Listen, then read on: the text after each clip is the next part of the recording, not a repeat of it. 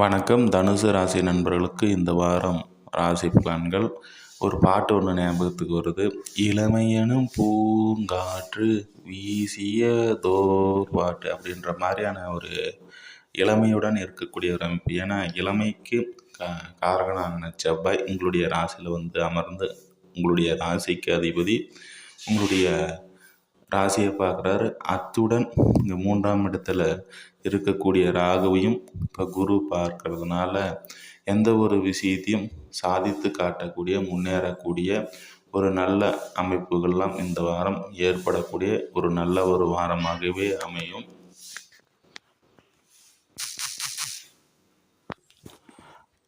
காலபுருஷனுக்கு 11ஆம் இடம் இந்த கும்பம். அந்த இடத்துல ராகு அமர்ந்து குருவினுடைய பார்வை படக்கூடிய ஒரு அமைப்பில் இதற்கு ஒரு பாட்டு நம்ம பாடணும்னா,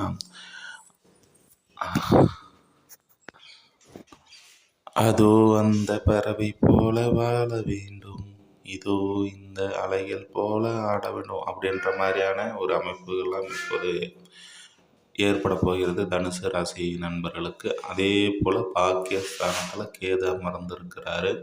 இந்த அமைப்பு எதை எடுத்தாலுமே ஒரு தடைகள் தாமதங்கள் இருந்தது. அந்த அமைப்புகள்லாம் கொஞ்சம் விலகக்கூடிய ஒரு அமைப்பு உண்டாகும். அதே போல் தெய்வ நம்பிக்கை தெய்வ அருள்லாம் ஏற்படக்கூடிய ஒரு அமைப்பு இப்போது ஏற்பட போகிறது.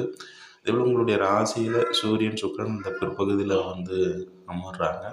இந்த அமைப்புகள் இருக்கும் பொழுது ஒரு சுக்கிரன் அமரும் பொழுது உங்களுடைய 6ம் 11ஆம் அதிபதி அமையக்கூடிய ஒரு சூழல் ஏற்பட குருவின் பார்வை இது ஒரு சிறப்பான ஒரு அமைப்பு.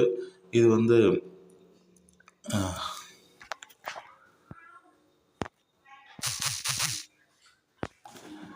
சுக்கிரன் ராசியில் அமர்வது பொன்மகள் வந்தால் பொருள் கோடி தந்தால் அப்படின்ற மாதிரியான ஒரு அமைப்பெல்லாம் இப்போது பொன்னும் பொருளும் சேரக்கூடிய ஒரு அபூர்வமான அமைப்பெல்லாம் இப்போது நடைபெறக்கூடிய ஒரு நல்ல அமைப்பு. 4ஆம் இடத்துல சனி இருப்பதனால சோதனைகள் இருந்தாலும் கூட ஒரு சிறப்பான ஒரு அமைப்பெல்லாம் ஏற்படக்கூடிய ஒரு சூழல். சனியினுடைய பார்வை 3ஆம் பார்வை 6ஆம் இடத்திற்கு இருக்கக்கூடிய ஒரு அமைப்பில் கடன் தீரக்கூடிய ஒரு நல்ல ஒரு அமைப்புலாம்.